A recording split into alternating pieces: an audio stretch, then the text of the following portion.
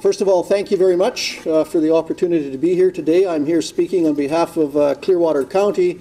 I've done a number of planning projects for Clearwater County over the last 7 or 8 years, and then extending beyond in my other thing as planning director. So I prepared their municipal development plan, so they thought it best maybe I could speak on this topic today, being municipal planning and the role and the roles of watershed management plans and planning in municipal planning. In my presentation today, I'm going to highlight Clearwater County's support of WPACs and watershed management plans. For those who are not really familiar, I'm going to quickly outline the municipal planning framework for municipalities in Alberta. I'm going to summarize the roles, as I see them, of watershed management plans and the process in preparing them in municipal planning. And then related to that, I'm going to talk a little bit about expectations out of watershed management plans.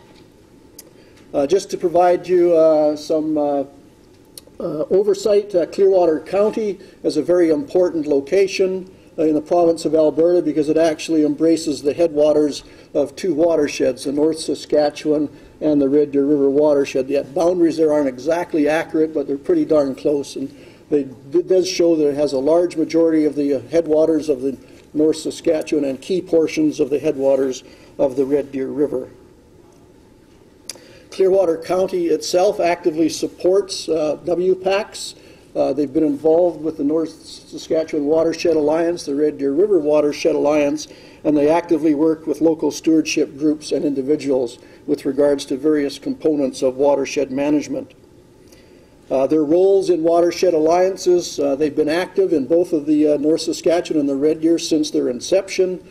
Councillors from Clearwater County have sat on the boards and committees of those, including, I believe, the Vice President of the North Saskatchewan and the Chairman of the Red Deer River Watershed Alliance for a number of years. And of course the staff and council and people from Clearwater County have had considerable and I would think important input into the background reports and the preparation of the watershed management plan drafts themselves. With regards to local stewardship, Clearwater County has a program called Clearwater Landcare, in which they improve best management or beneficial management practices to improve agricultural production on the lands, while at the same time enhancing or protecting groundwater and watershed resources. And they also work with various stewardship groups and other people and their staff through demonstration projects and through watershed shops with watershed management subjects such as stream bank stabilization, erosion protection, riparian land fencing, livestock wintering management, etc. All land use issues, land use activities that I know you know as individuals that are important with regards to protecting streams and protecting our water quality. Just a very quick diagram. You all are aware of this, the interrelationship of land and the uses of land and its impact of water. And I always like to use this phrase at the bottom that my good friend Tracy Scott taught me years ago. The river is the report card of the watershed. So if you've got bad land use practices, the river quality is not going to be good. If your watershed management practices are supreme and good, your watershed quality is going to be excellent. So the river does report what you're doing on the land. Very quickly, the municipal land use planning framework in the province. You heard something from Minister McQueen about regional plans, and I'll just very quickly touch on those. But mostly today, of course, I'm talking about what's in the yellow square, the municipal development plans. Municipalities under the Municipal Government Act, when you have a population of 3,500 people or more, are required to prepare municipal development plans. And that Act indicates and says what those plans shall contain, and I'll run through those in just a little bit. But Clearwater County has one of those, adopted a few years back, and basically some of the information from Watershed for Life, because there was no watershed management plan at the time of the adoption of the MDP, so some of the information from Watershed for Life was used to consider the contents, directions, and specific policies in the MDP. There were no regional plan at that time, like the North Saskatchewan regional plan, and so we couldn't use that for input as well, but we had some inkling of what was going to go on, and so that was considered as well.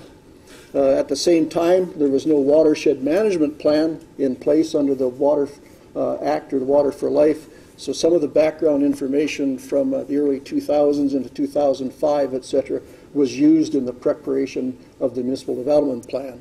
And one of the things that I want to emphasize today is that, in fact, watershed management plans, and when I say Clearwater County, generally I mean any municipality.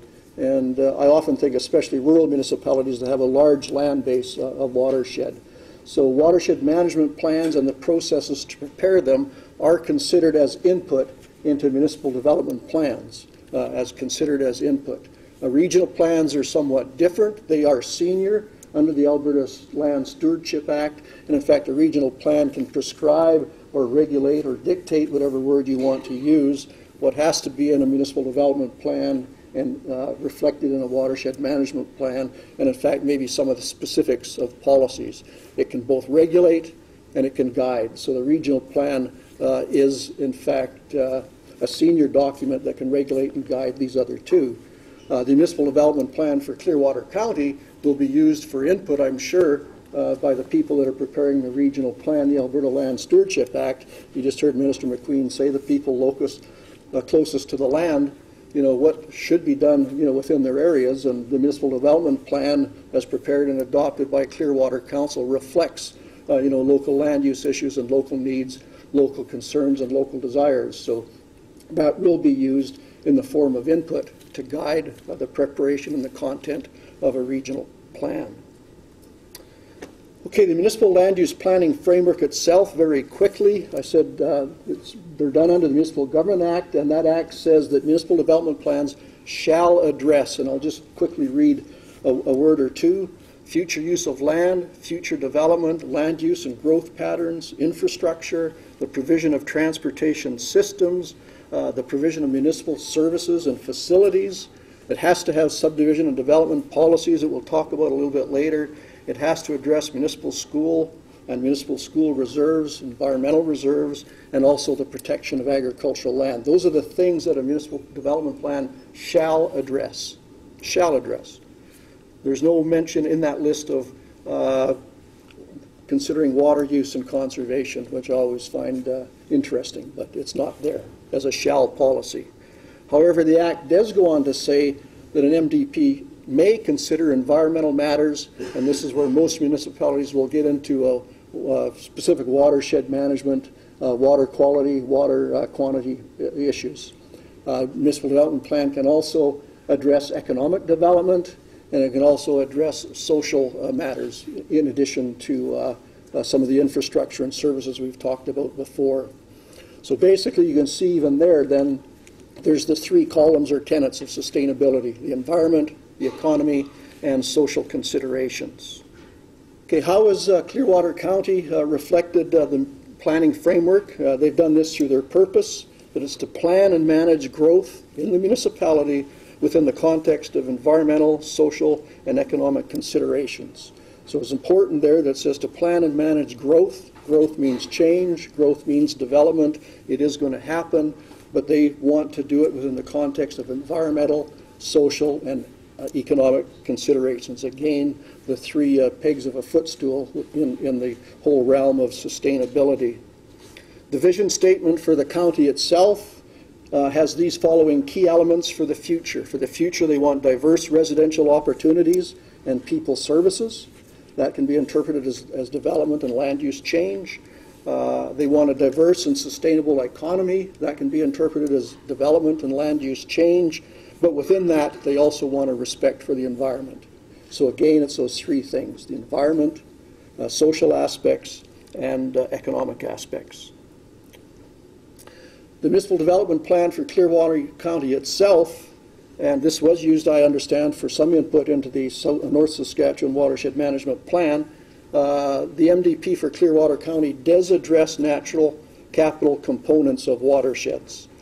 These components are agricultural lands, as policies on woodlands, as policies respecting surface water and groundwater, environmentally significant areas, and also policies with respect to the conservation of riparian buffers and wetlands.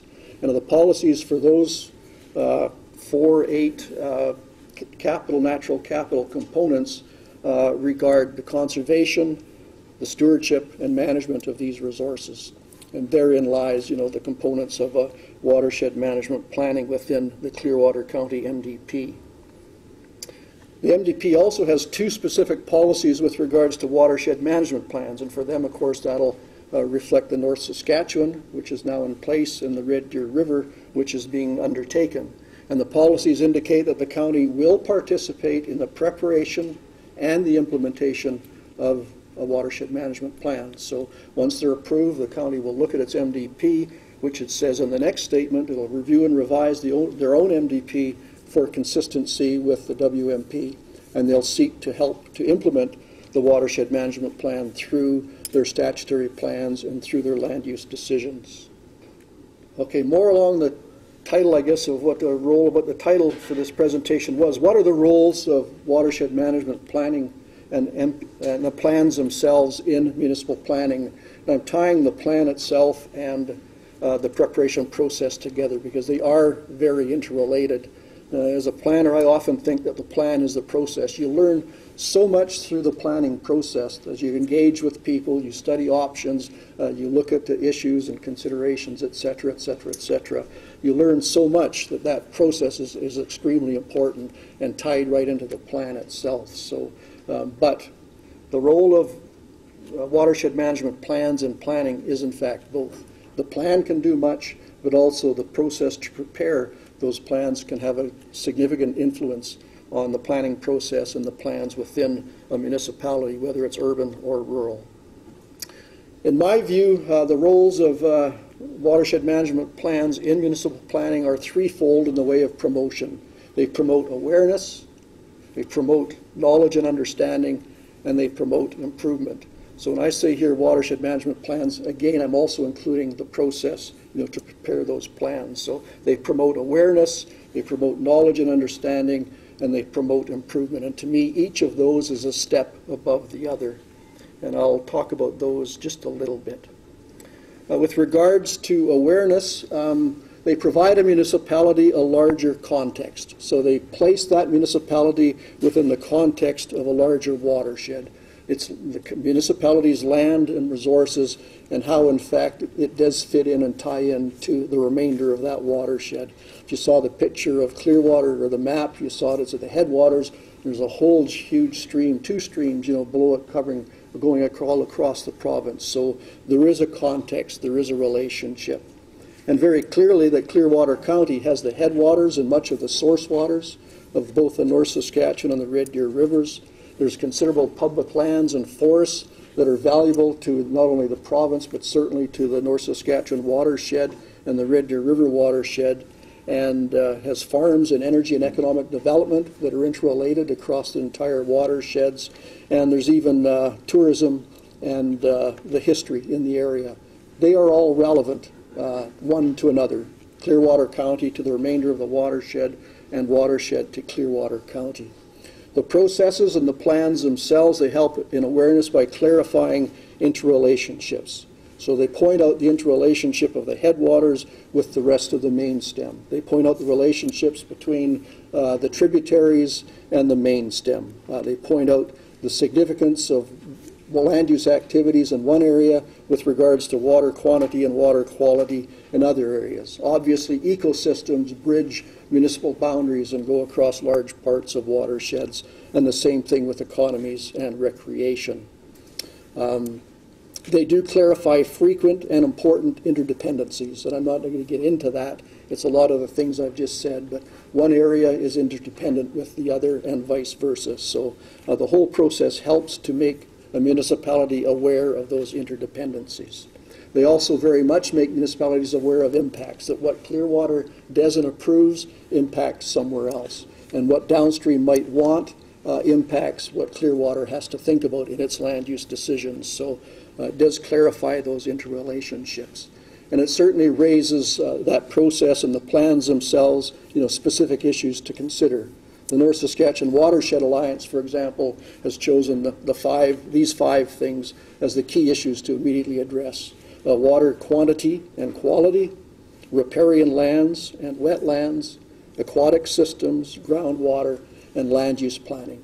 So those are the issues that they have. They do a number of things in relationship to that. I know there's a big binder that provides some guidelines to municipalities on land use management and watershed management, etc. But you can see some of the parallels with those issues in relationship to some of the things that I pointed out that the county is doing within its own municipal development plan. And then also it relates or provides some greater awareness of approaches. Who are the stakeholders in the area, including their municipality? What are their interests? How can they be best engaged? How can you assist the collaboration process? Watershed management planning processes have done a lot, to elevate that type of information for various municipalities. So awareness is one thing, but what do you do with that? What's far more important in my thinking is knowledge. You can have awareness of certain things, but you need to have knowledge to really work with inside a municipality, and that's in the planning process, and that's what watershed management planning processes and the plans themselves are bringing a lot to municipalities, is that knowledge.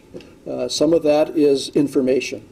They provide sound information, whether it's in the form of maps, data, or the analysis of data, and the analysis of options and things like that related to the state of the environment, related to the resource base and land use activities. So they bring a lot of information with regards to what's going on and what are the effects, and especially what are the impacts. What are the impacts of the effective activities on land and on water, whether it's groundwater, lake water, or flowing water within river and streams. It also brings lots in the way of knowledge with regards to ideas, various ways to consider and address the issues and needs and desires. So they bring a broader perspective to how do you address riparian areas and wetlands and water quality and land use planning, etc., etc. And some of the things that they're bringing, and I'm coming out with a Bow River Basin Council here, what they bring forward that a lot of municipalities certainly do look at options in their planning processes and making land use decisions, but more and more through watershed management planning, the whole thing about indicators and thresholds and triggers, as Minister McQueen said, and outcomes and strategies, they're brought forward to greater extents in watershed management planning, and that's, I think, very important to planning processes in municipalities in their own statutory plans down the road. So that's another role that watershed management planning and the plans bring to municipalities. And then the other one is to help to improve what municipalities are doing. It helps to test and refine policies and to improve their own plans and, in fact, to improve their own decision making, because they do have a better awareness of information and issues, perhaps better contacts and better collaboration on certain issues, etc. So it helps a municipality test and refine its own policies. It helps them to consider options and provides additional information for decision making on land use development applications and subdivision development applications and a myriad of other things. But all of that information that's brought forward, its background, can be used by the municipality. And in fact, it provides also outcomes and indicators and stuff like that that municipalities weren't really doing before, but they're doing much more now in tandem with watershed management planning to look at outcomes in the form of indicators and triggers and stuff like that. So those are, I think, to me, the three roles that are very important to from watershed management planning to municipal planning. One thing I want to just talk about a little bit, and I've been on both sides of the fence as a municipal planner and a private consultant, etc., is that whole thing with regards to expectations, guide or prescribe. What can you expect? And the watershed PACs, the WPACs have this clear in their mind, and I'm just quoting a few here. The Bow River Basin says the purpose of a watershed management plan is to provide guidance and recommendations to decision-making authorities, including municipalities. The watershed management plan is not a regulatory document. North Saskatchewan Watershed Management Plan says it serves as advice to the Government of Alberta and all watershed stakeholders, including municipalities, to guide future decision-making in their respective areas of responsibility and interest. And the plan, or the watershed management plan, goes on to say for municipalities, use these recommendations to guide your preparation and implementation of municipal development plans, land use bylaws, area structure plans, and best management practices, including decisions based upon all of those plans that you have to do, that result from the policies in the planning documents. So the parallels for planning sustainability with MDPs and IWMPs, as I see them, is that they're both sustainable. Both of them have in common environmental and economic and social aspects, both IWMPs and MDPs. It is not environmental or economic or social or two of those. It is all three. And that's what people have to remember with regards to municipal development plans. They are all three. There's a whole host of interests within municipal development plans and municipal planning decisions. So in that regard, I need to point out that often an interest group has a particular interest, and they might bring that forward in a hearing on a land use planning development, a proposal or a subdivision proposal, or perhaps even to a watershed council meeting. That interest group often has a particular interest. A municipality has a myriad of interests and interest groups that it has to consider, and therefore it has to consider all of those interests in making its decisions. For example, for the Clearwater County, I think for the list of considerations that the county has to have related to development and subdivision, I think there's 18 or 19 or 20 are listed. An interest group may have an interest in 2 or 3 of those, but a council, based upon its adopted plan that has that looks at the aspects of economic development, environmental conservation, and social responsibility, has to look at all things. They have to follow its municipal development plan. And that's very important to note. So an interest group cannot and should not assume that its interests will be the dominant factor in municipal decision making. It just cannot. I know they have legitimate interests. I've been on their side from time to time, but I also know that councils have to think of the broader picture across its entire municipality and across all of its interest groups that might very well include government departments that are saying you have to do this, or here's what the law says you have to do this. So in turn, WPAC, in conversing with interest groups, need to remind them, in fact, that the IWMP is a guide and it's not the dominant factor in municipal decision making. I know when I sat on the Red Deer River Watershed Alliance, there was a particular development issue within our area, and people were coming saying, you've got to say something about this. And we just said, well, we can provide education and information to the decision maker, but we can't say you have to do this. What we're doing is guiding their decisions through the presentation of information.